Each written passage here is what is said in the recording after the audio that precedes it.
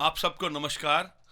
आज मैं जो कहानी पढ़कर आपके साथ शेयर करने लगा हूं, उस कहानी का शीर्षक है तर्क तर्क अप्पाल। ये जयकांतन सार की एक लघु कथा है। ये तकरीबन सन 1961 में आनंद विगड़न में प्रकाशित हुई थी, ऐसा मुझको पता चला है। ये बहुत छोटा सा एक इंसिडेंट है।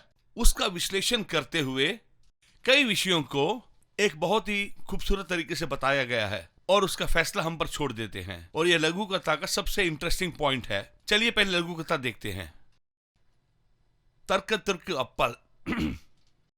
कामयाबी लफ्ज का कोई अर्थ नहीं है। जो हमने सोचा हो जाए हम उसे कामयाबी समझते हैं। अगर हम सोचते हैं कि हार निश्चित है तो उस हार में भी हमारी कामयाबी है। एक जमाने में मेरे लिए ऐसी कामयाबियां मैंने जिंदगी में बहुत देखी हैं। मेरी जिंदगी का निर्णय लेने वाली एक बहुत बड़ी कहानी है ये। बाजू वाले गांव में गया था एक दिन। जैसे हर बार होता है वैसे मुझे इस बार भी लगा कि मैं हारूंगा ही, लेकिन उस दिन मेरी सोच के खिलाफ मैं हार गया। हार निश्चित सोचने वाली मेरी सोच उस दिन हार गई। मेरी जिंदगी का अहम फैसला हो चुका था। अपनी कल्पना से दूर एक बहुत खूबसूरत लड़की से रहस्यमय तरीके से अपने दिल से प्यार करने लगा। अपने प्यार को उससे कैसे बताऊं, इस ख्याल को मैंने अपने ही मन में एक काल्पनिक रूप दिया। एक असमय निर्णय लेते हुए उस फैसले को अपने आप की एक उम्मीद से बांधकर, हिचकिचाते हुए बहुत उम्मीद के साथ उसके सामने खड़े होकर, मैं तुमसे प्यार करता हूं, पूरी तरह से मैं उससे कह भी पाता उससे पहले उस आसमान की सच्चाई का वो बहुत दिनों से, जैसे बहुत सालों से तपस्या कर रही थी, जैसे उस क्षण का वो बेसब्री से इंतजार कर रही हो। अपने हाथों से जब उसने मेरे हाथों को पकड़ा तब मुझे लगा कि ये मेरी सबसे बड़ी हार है। इस हार को या फिर जीत को मुझे मनाना ही होगा, मगर घर जाने के बाद ही ना, नहीं, इसी वक्त। मैं थोड़ी जल्दी में हूं। खुशी मनाना बहुत बड़ा काम है क्या? वो जीतने वाला दिल ही बता सकता है कि वो क्या एहसास कर रहा है। उसका परिणाम क्या होगा उसके बारे में वो नहीं सोचता। खुशियां मनाने वाले तो जमीन से आसमान तक पटाखे चलाते हुए भी खुशियां मनाते हैं, और कई 4 जनों को खाना खिलाकर खुश होते हैं। और कई लोग तो चलो आज के दिन ही सही, हम पेट भर के खाना तो खा लें। ये सब उस वक्त इंसान की हैसियत क्या है वैसी होता है। लेकिन फिर भी मन की जो मनोकामनाएं सबके लिए एक होती है। और अब मेरी परिस्थिति, मेरी जेब में रखा 1 रुपया ही है, तो क्या हुआ? 1 रुपए से भी खुशियां मना सकते हैं, लेकिन हो नहीं सकता।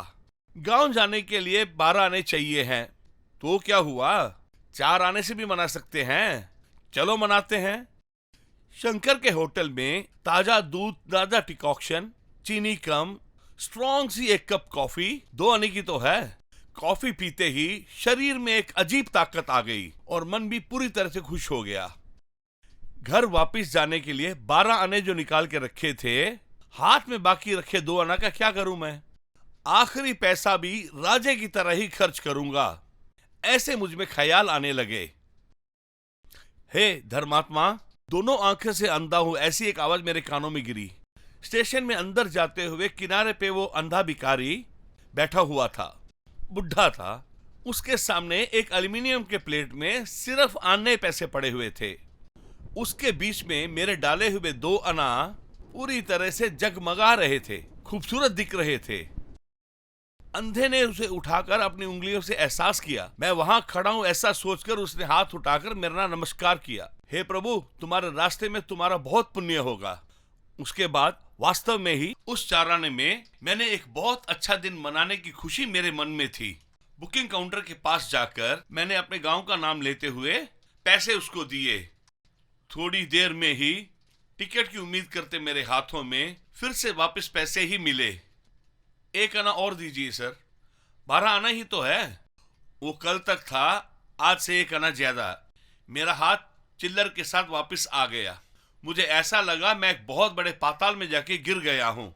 किसके पास जाके मैं 1 आना और मांगू?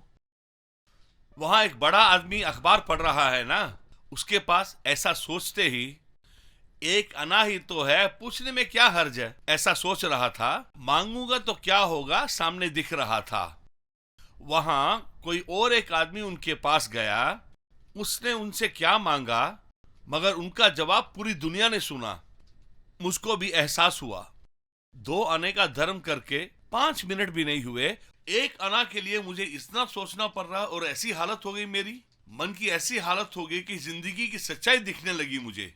वहां उस अंधे के सामने रखी एल्यूमिनियम की प्लेट में रखे हुए छुट्टे पैसे के बीच में चमक रहे हैं मेरे 2 आना। वो मेरे ही तो हैं। वो कैसे तुम्हारे होंगे? तुमने तो दान में दे दिए और उसने दुआ दे दी। अब बीच सड़क में खड़े हो तुम। क्या उसमें 1 आना भी मेरा नहीं है क्या? उसकी प्लेट में पड़े हैं तो क्या है, तो मेरे ही पैसे ना। मांगने से देगा क्या? नहीं देगा। वो कैसे जानता है कि तुमने ही डाले हैं? ये तो चोरी हुई ना। चोरी? जैसे भी हो, 1 आना तो उसको मेरी तरफ से धर्म में मिलेंगे ही ना।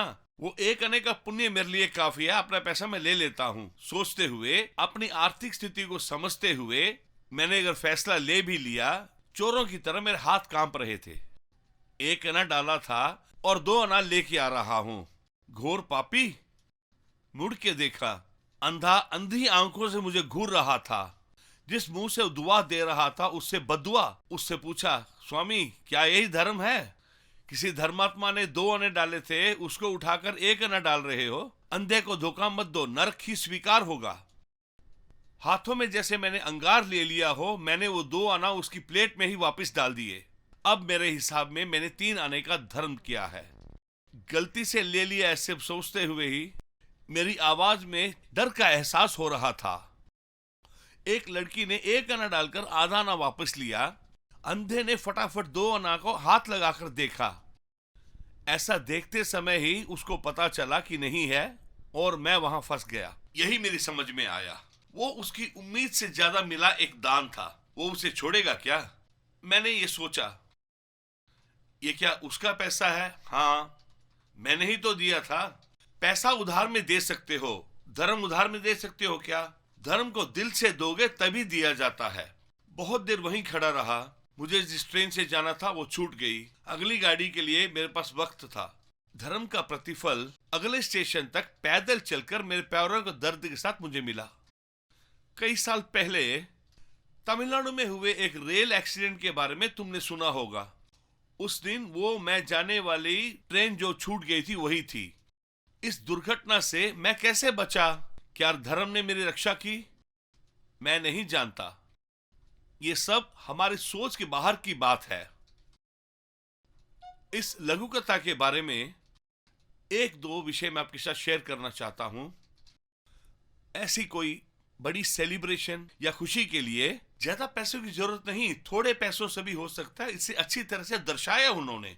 उसमें आखिरी पैसे को भी एक राजा की तरह खर्च करो, इस जगह पे एक बहुत अच्छे ख्याल को उन्होंने लिखा है। इस संदर्भ में घटी घटना, उसका मानसिक रूप से हमारे पास क्या जवाब है, उन्होंने हम पर छोड़ दिया है। यहां पर एक मैं जरूर आपके साथ बात शेयर करना चाहता हूं। मेरे मम्मी के रिश्ते से ही आते हैं कोदंडरामी, बहुत बड़े गड़म के विद्वान हैं। उन्होंने अपने आखिरी वक्त तक एम.एस. सुब्बुलक्ष्मी के साथ प्रोग्राम में गड़म बजाते थे। एक बार उनके प्रोग्राम में हमको जाना था। तैयार हो गए, लेकिन आखिरी वक्त पे उन्होंने मना कर दिया। पेट में थोड़ी खराबी थी, इसलिए कैंसिल कर दिया। उन्हें जिस ट्रेन में जाना था उसी ट्रेन का अरियलूर में बहुत बड़ा एक्सीडेंट हुआ था। इनफैक्ट वो इतना बड़ा एक्सीडेंट था, उस जमाने में रेलवे मिनिस्टर जो लाल बहादुर शास्त्री जी थे, उनकी मिनिस्टरशिप को रिजाइन करवा देने वाला एक्सीडेंट। इतना बड़ा एक्सीडेंट। उस जमाने में आज की तरह इमीडिएटली वीडियो नहीं आ जाते थे। अगले दिन सुबह एक फ्रेंड मेरे घर आकर मेरे दादाजी से मिलकर, क्यों कोदंडरामी जी कल आप उस प्रोग्राम में नहीं गए? नहीं, मैं किसी वजह से नहीं जा सका, मेरी तबीयत नहीं ठीक थी। आप ये अखबार पढ़ के देखिए। उस बहुत बड़ी दुर्घटना की उसमें खबर थी। हम लोग सब घबरा गए थे। इसके बारे में हम कुछ नहीं बता सकते हैं। इसी तरह से कोई बात उनके दिल में जरूर लगी होगी जो उन्होंने ये कहानी लिखी। उनका कहने का तरीका बहुत अच्छा था। वाकई में मैंने ढूंढ के निकाला, उस कहानी को पढ़कर बहुत एंजॉय किया। आपने भी जरूर इसे एंजॉय किया होगा, ऐसे मैं एहसास कर रहा हूं। शुक्रिया, नमस्कार।